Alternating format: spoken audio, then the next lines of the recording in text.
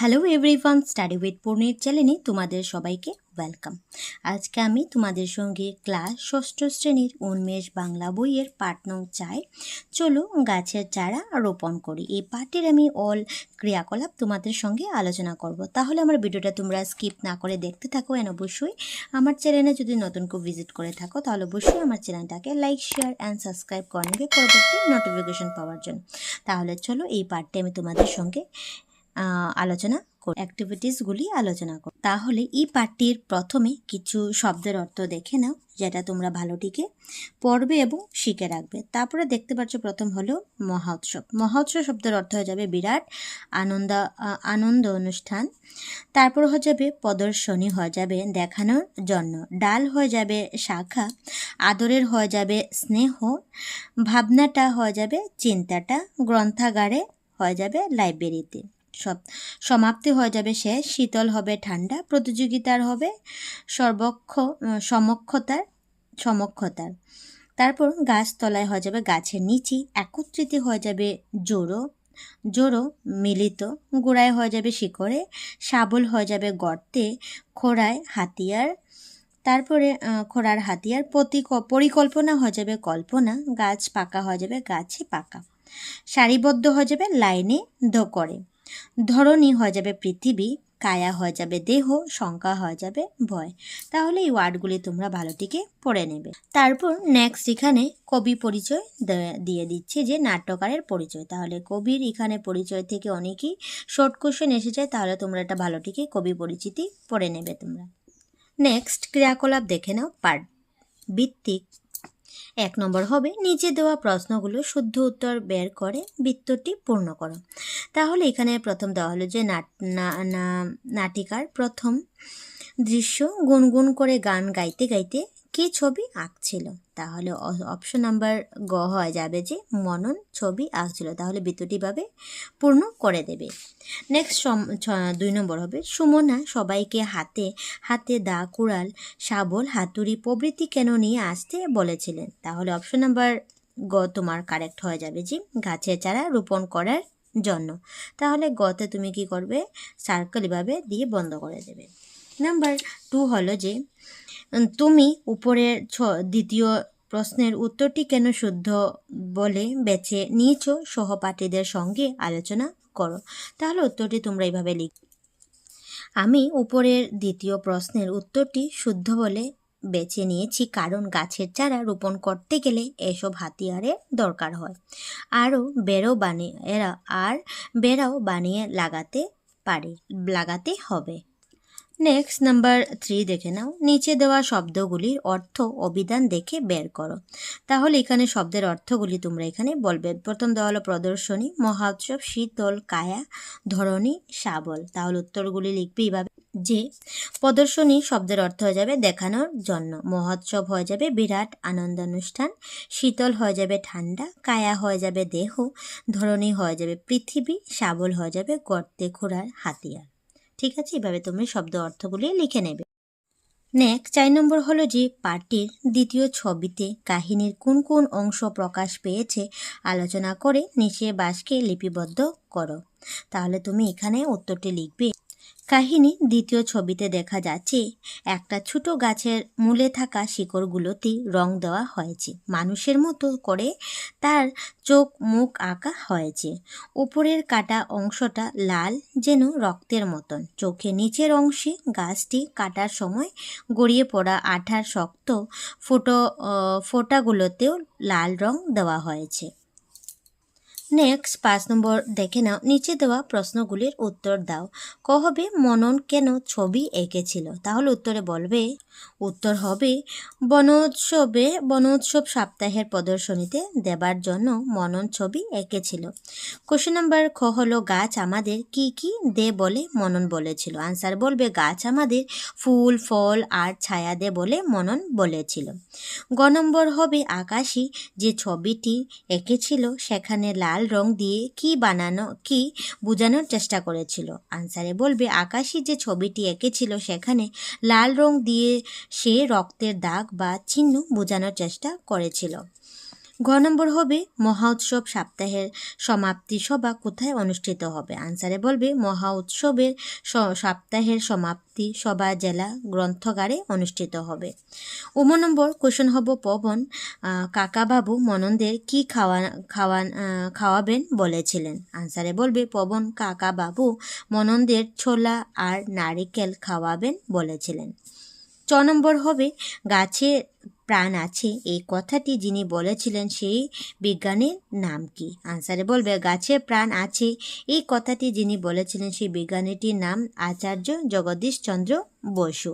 তাহলে এই উত্তরটি তোমরা লিখে নেবে এইভাবে। 6 নম্বর দেখে নাও, নিচে দেওয়া প্রশ্নগুলির বিস্তারিত উত্তর দাও। প্রথম হবে ক নম্বর, যে মনন তার ছবির মাধ্যমে কি ভাব ফুটিয়ে তুলতে চেয়েছিল? আনসারে বলবে মনন তার ছবির মাধ্যমে এই ভাবটি ফুটিয়ে তুলতে চেয়েছিল যে গাছ আমাদের পরম মিত্র। গাছগুলো আমাদের খুব কাছের, খুব আদরের, ঠিক মানুষের মতন। তারা আমাদের ফুল দেয়, ফল দেয়, এমনকি ছায়াও দেয়। খ নম্বর কোশ্চেন হলো গাছের চারাগুলো রোপণ করার পর সেগুলোর পরিণতি কি হবে বলে সুমনা সংখ্যা প্রকাশ করেছিল। তার এই সংখ্যাকে কিভাবে দূর হবে বলেছিল? তাহলে আনসারে বলবে সুমনার ভয় ছিল গাছের চারাগুলো রোপণ করার পর গরু ছাগল এসে খেয়ে ফেলবে। তার এই সংখ্যা বা ভয় দূর করেছিল ঋতুপর্ণ। সে সুমনাকে বলল, ক্লাবের নবীন দাদা, দীপদা, বাবলু দ্বারা আছে, আমরা তাদের বলি তারা এসে বাঁশের বেড়া দিয়ে ঘেরাও করে দেবে। একথা শুনে সুমনার সংখ্যা দূর হলো। গ নম্বর কোশ্চেন হলো মননরা কিভাবে গাছের চারা রোপণ করার পরিকল্পনা করেছিল?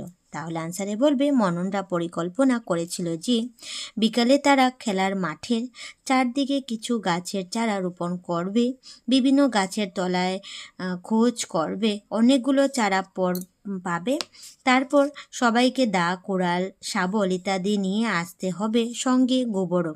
আর রোপণের পর গোড়ায় জল দেবার জন্য মগ ও বালতিও আনতে হবে। এভাবে বলেছিল।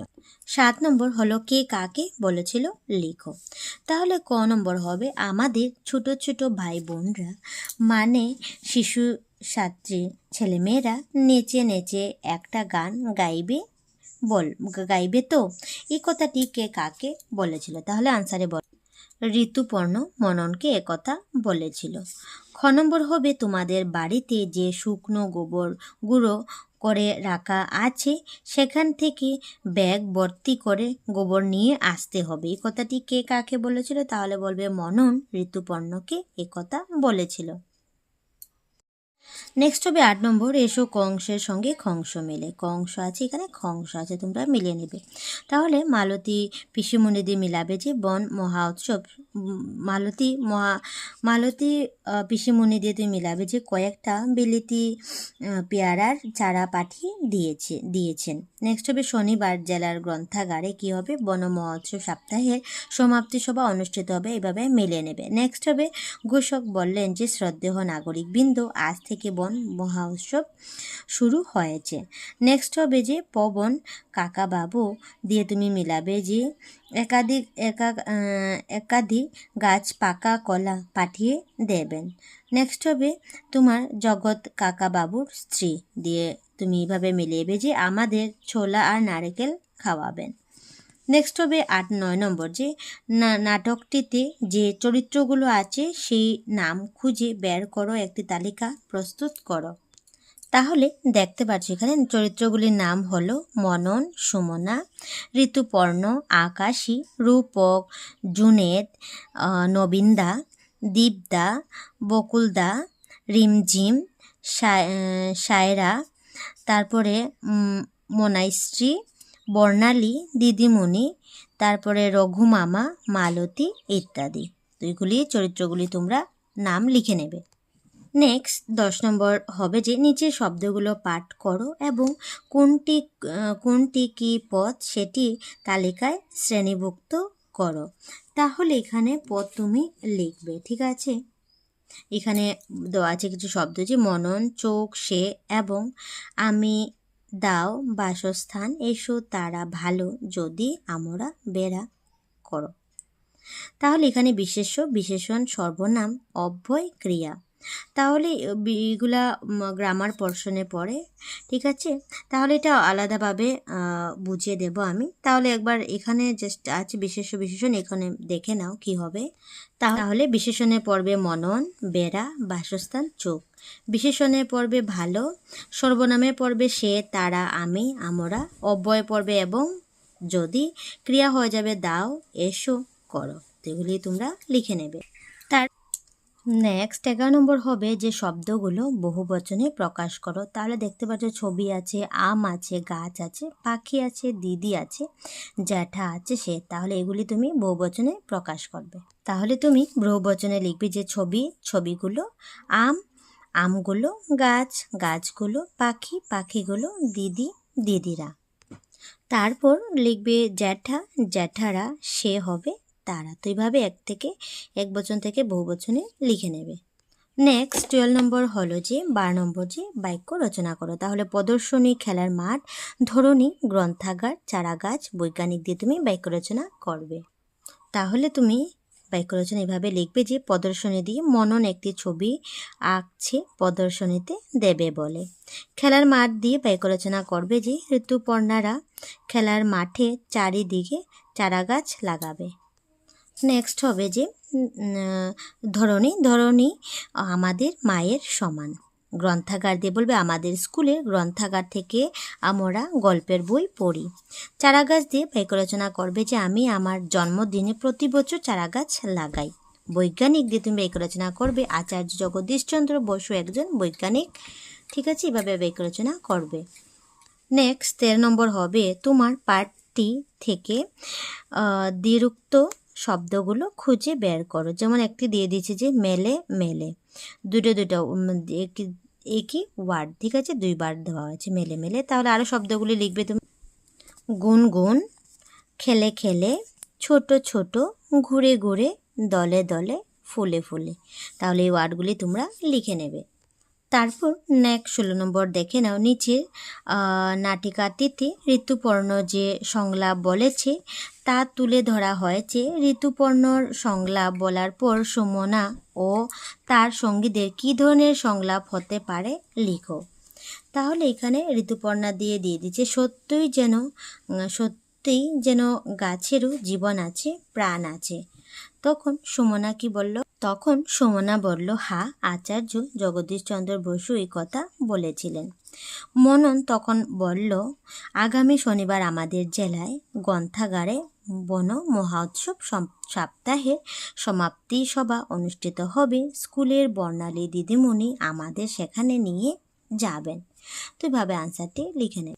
তারপর 17 নম্বর দেখে নাও। এখানে বন মহোৎসব সম্পর্কে একটি রচনা লিখো।